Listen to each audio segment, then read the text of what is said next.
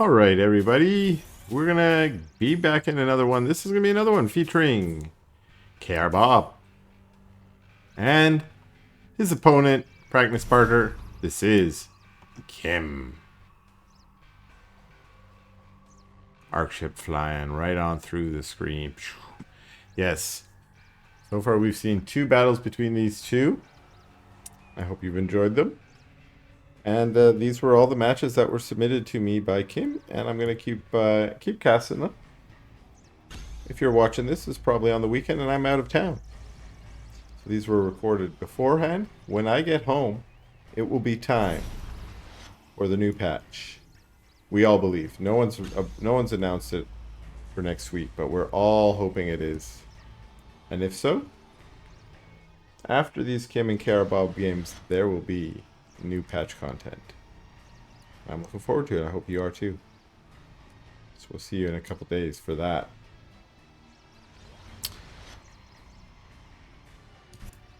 We got Bob here open with command post into Iraqs. So that's the same as we've seen in the previous matches we've cast so far. And this is some old school Darwin's Watch creeping style over here for Kim. Good to see. Good to see.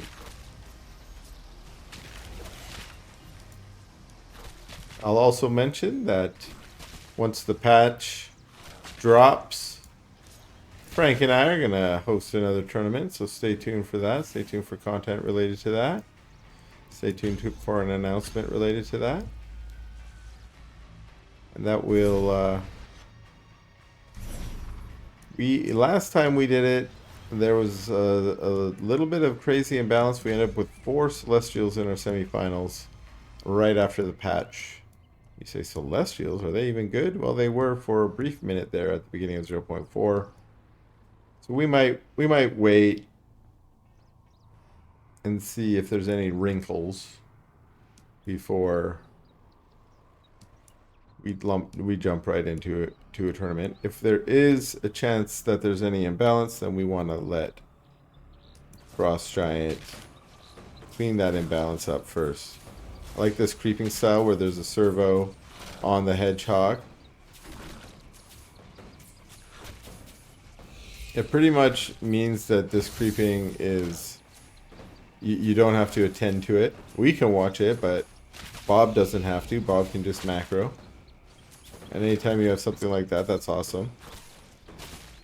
And usually for these early camps, almost every faction and every camp, or every early camp at least, there's been like a little meta that's developed about how you capture it with your first unit or first couple units or whatever it might be. First production round, a couple of production rounds. And in this case, it looks like Bob says, I'm just going to bring one servo along with my units, and that servo will always be on repair duty. And then we can just ensure that one of our hedgehogs, the one that's tanking, is always being healed up. We see that servo went back to mining now. Now that we're up to 6 hedgehogs, we don't need necessarily to have that one doing the repair, or the one getting repaired rather, because the damage that's being taken is not necessarily high enough for any one hedgehog. But maybe now it is with vectors on top of them. Vectors jump on, we get some promotes going down to keep them alive. Vulcans try and jump jet on, but they miss. They are able to get some damage put out though. And the vectors for the moment stay alive, but many of them are weak. And Vulcans are already out, and I think that Bob wants to make this happen. For a second there, it looked like he was going to go creeping, but nope, he's just straight on. This is the fastest way for me to march my Vulcans, so I'm just going to punch the trees down and roll on in. Force you back. Sarvin's Watch called on the chamber. Looking for an array and finds one. Pops it and decides let's just go home. We got what we came for.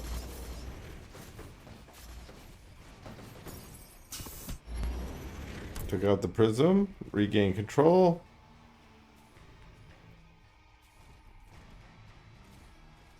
It just marches home. Interesting.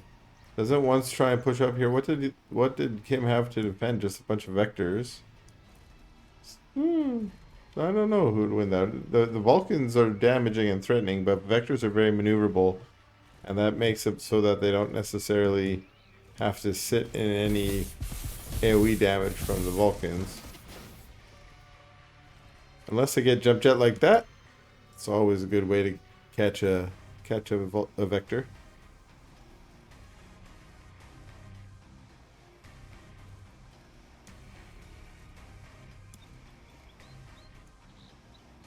Alright, Kim's going to split off one vector to capture the Ethereum. Oh, but his rest of his vectors might get caught out of position here. They do take out a med tech, and now they're in the base. Oh, what we see there is a jump jet, but there were two Vulcans there. Sorry, not jump jet. They delta jumped back. Oh! Every vector got taken out. That was really clutch play by KR Bob. As he saw where the shadows from the delta jumps were, and when he went back to chase the vectors into their base, or into the base, he left his Vulcans sitting there. So as soon as they delta jumped back, they were dead.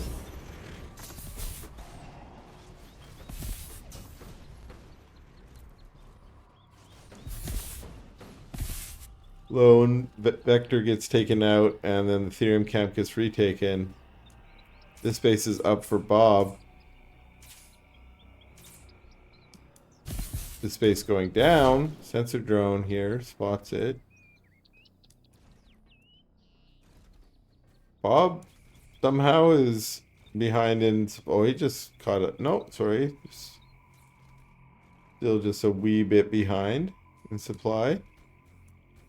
Which is a little surprising, because it felt to me like he was taking better trades so far. That might be a testament a little bit to Kim's economy.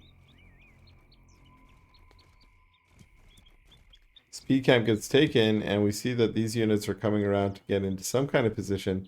Stabers, ooh, nuke unit or two there. Looks like one skeleton at least. We see this defensive position against sort of the two-pronged attack here. And I am liking, again, how how players split their units into a couple groups to allow for defense, especially in defensive situations like this, to try and get a flank. Bob went back to his vision camp. His health camps respawned, and he could recapture that. But it looks like he's looking for bases, maybe. Doesn't find any over here. There's a morph core on the way, though. And it's Kim who's taking his health camp.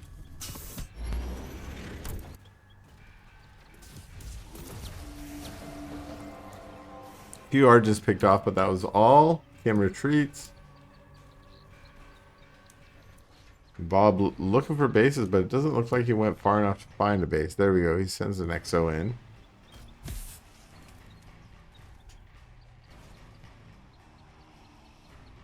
XO sees that there's nothing there. And we get Bob in full retreat as Kim tries to put pressure where he thought Bob might be camped out. Now he's going all the way back across the map.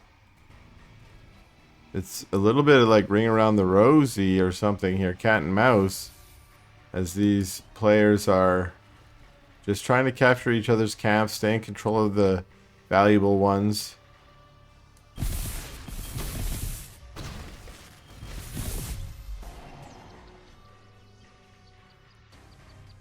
While also trying to recapture any. Oh, this one... That was kind of a weak attempt there, Kim. You only got 4 out of the 5. You also have to capture it. Respawn over here. Respawn. Respawn. Evolution Catalyst used here. And then Bob shows up and says, this is mine, actually. And takes out the Morph Core as well. insult to injury.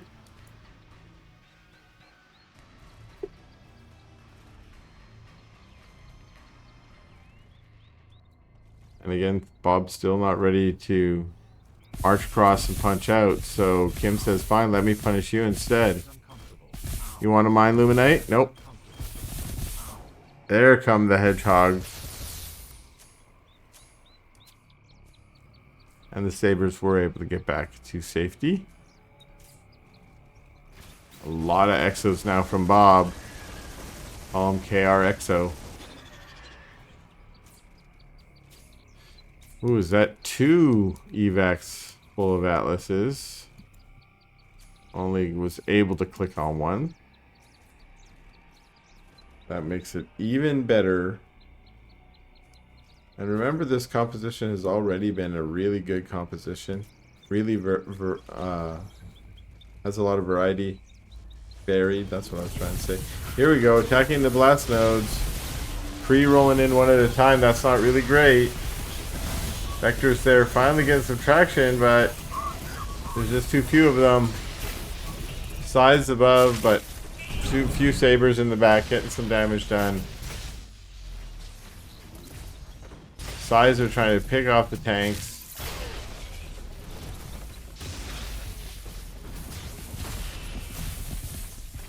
Really nice battle here for Bob. Vector's coming in for Kim to try and get rid of some of this bio. But they walk right into the atlases. Still size above though. So some of the scrappier, more guerrilla troops of Kim were able to kind of finish this off. Vectors and size. Sabers put down a little bit of DPS.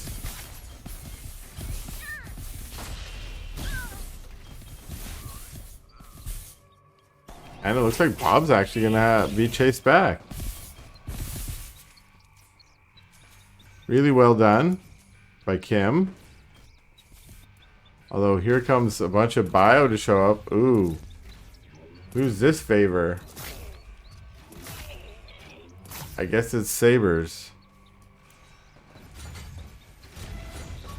Morph cores? They don't do much. And it looks like Kim's in retreat. Lots of Kree here. That last one finally goes down. And Bob takes this as a hint. Maybe I should push in. Maybe I should deny this base. But now the Kree roll around. They didn't exactly roll out on the Exos, which is what they should have done. And they allowed the Exos micro ability. And that's why they're alive.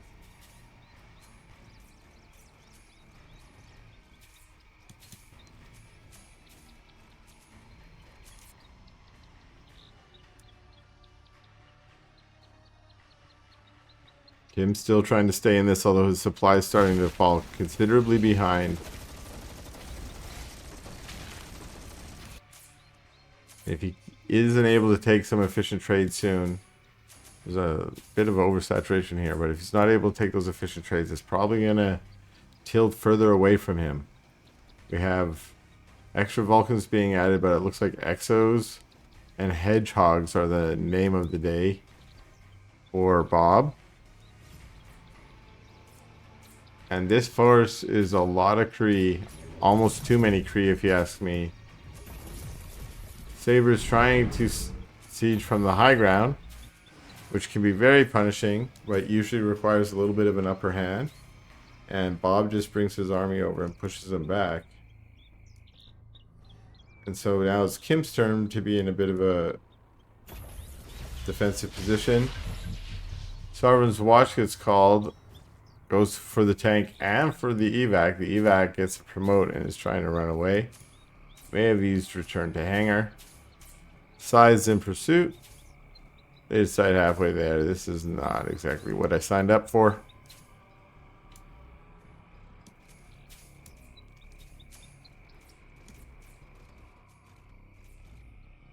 There's that one evac still only has one atlas in it.